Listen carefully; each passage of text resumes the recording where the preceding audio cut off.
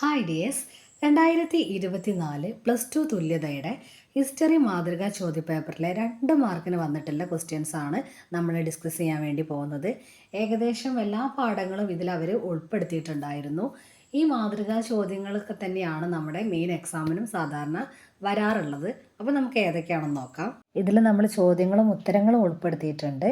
പിന്നെ 2 മാർക്കിൽ കൂടുതലൊക്കെ നമുക്ക് ചിലതിനെ കുറിച്ചിട്ട് പറയാം.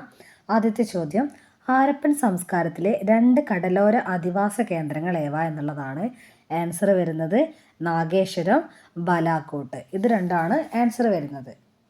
ഈ കരകൗശല വസ്തുക്കളുടെ നിർമ്മാണത്തിന് ആവശ്യമായിട്ടുള്ള ഈ അസംസ്കൃത വസ്തുക്കളുണ്ടല്ലോ, അതൊക്കെ കിട്ടുന്ന പ്രദേശത്തിലാണ് ഇവർ അധിവാസ കേന്ദ്രങ്ങളൊക്കെ സ്ഥാപിച്ചിട്ടുണ്ടായിരുന്നത്. അങ്ങനെ വരുന്നതാണ് കടൽ തീരത്ത് സ്ഥിതി ചെയ്യുന്ന നാഗേശ്വരം, അതേപോലെ തന്നെ ബലാക്കോട്ട് എന്നിവ.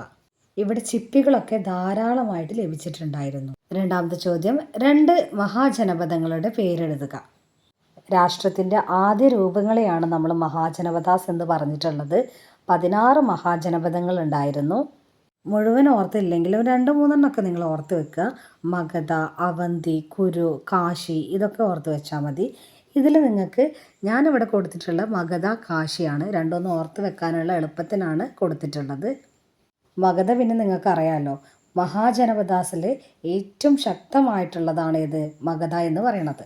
മഗധയുടെ ഉയർച്ച എന്ന് പറഞ്ഞിട്ടുള്ള പാഠഭാഗമൊക്കെ നമ്മൾ നേരത്തെ പോസ്റ്റ് ചെയ്തിട്ടുണ്ട്. വീഡിയോ കാണാത്തവരുണ്ടെങ്കിൽ അതൊന്ന് കാണുക. അടുത്ത ചോദ്യമാണ്, സിയാറത്ത്, ഗവാലി ഇവ എന്തെന്ന് വ്യക്തമാക്കുക. ഇത് ഞാനൊരു ബ്ലാക്ക് ബോക്സിൽ ഞാനവിടെ കൊടുത്തിട്ടുണ്ട്, നിങ്ങൾക്ക് പെട്ടെന്ന് മനസ്സിലാൻ വേണ്ടിയിട്ടാണ്. ചിശ്തികളുടെ ആരാധനാ രീതിയാണ് സിയാറത്ത് എന്ന് പറയുന്നത്. അതായത് സൂഫി വര്യന്മാരുടെ ആത്മീയ അനുഗ്രഹം ലഭിക്കുമെന്ന വിശ്വാസത്താൽ അവരുടെ ശവകുടീരങ്ങളിലേക്ക് നടത്തുന്ന തീർത്ഥാടനത്തിനെയാണ് സിയാറത്ത് എന്നുള്ള പേരിൽ പറയപ്പെടുന്നത്. ഖവാലി എന്നാൽ ഉറുദു ഭാഷയിലുള്ള ഭാരതീയ സൂഫി പാരമ്പര്യത്തിലെ ഭക്തിഗാന ശാഖയെ പറയുന്നതാണ് ഖവാലി. മുഗളന്മാരുടെ ഏതെങ്കിലും 2 തലസ്ഥാനങ്ങളുടെ പേരെഴുതുക. ഇവിടെ ആൻസർ ഞാൻ കൊടുത്തിട്ടുള്ളത് ആഗ്ര, ലാഹോറാണ്. നമുക്ക് ഫത്തേപൂർ സിക്രി ഉണ്ട്, അതുപോലെ തന്നെ ഷാജഹാനാബാദും ഉണ്ട്. ജമ, ഹസിൽ എന്നിവ എന്താണ്? ജമ എന്ന് പറഞ്ഞിട്ടുണ്ടെങ്കിൽ ഭൂനികുതി നിശ്ചയിക്കുന്ന തുകയെ പറയുന്ന പേരാണ്. അസിൽ എന്ന് പറഞ്ഞിട്ടുണ്ട് നികുതി പിരിച്ചെടുക്കുന്ന തുകയെ പറയുന്ന പേരാണ്. ഇത് രണ്ടും മുഗളന്മാരുടെ ഭൂനികുതി സമ്പ്രദായത്തിലെ പ്രധാന ഘടകങ്ങളായിരുന്നു കേട്ടോ. 7ാമത്തെ ചോദ്യമാണ്, ജോട്ടേദാർമാർ ആരായിരുന്നു? ബംഗാളിലെ ധനികരായിട്ടുള്ള കർഷകരെയാണ് ജോട്ടേദാർമാർ എന്ന് പറയുക. അവരുടെ കൈവശം 1000 ഏക്കർ ഭൂമി അവരുടെ കയ്യിലുണ്ടായിരുന്നു. പ്രാദേശിക വ്യാപാരം നിയന്ത്രിച്ചിരുന്നത് അവരായിരുന്നു. കർഷകർക്ക് പണം പലിശയ്ക്ക് അവർ നൽകിയിട്ടുണ്ടായിരുന്നു. അത്രയും ധനികരായിട്ടുള്ള ആൾക്കാരാണ് ജോട്ടേദാർമാർ. ഇതിൽ 4ാമത്തെ ക്വസ്റ്റ്യൻ ഞാൻ വിട്ടിട്ടുണ്ടായിരുന്നു. ഇതിൽ ലാസ്റ്റ് പറയാമെന്ന് വിചാരിച്ചിട്ടാണ് അത് അവിടെ വിട്ടത്. അപ്പോൾ മീരാബായിയെ കുറിച്ചിട്ട് ഒരു ലഘുക്കുറിപ്പ് എഴുതുക എന്നുള്ളതാണ് ക്വസ്റ്റ്യൻ. ഭക്തി പാരമ്പര്യത്തിലെ ഏറ്റവും പ്രസിദ്ധമായ കവയിത്രിയായിരുന്നു മീരാബായി.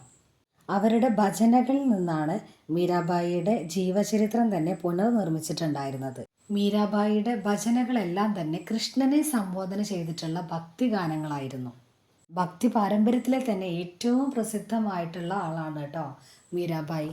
അപ്പോൾ ഇതുവരെ നമ്മൾ ഡിസ്കസ് ചെയ്തത് 2024 മാതൃകാ ചോദ്യപേപ്പറിൽ വന്നിട്ടുള്ള ചോദ്യങ്ങളാണ്. അതിൻ്റെ ഉത്തരങ്ങളാണ് നമ്മൾ പറഞ്ഞിട്ടുള്ളത്.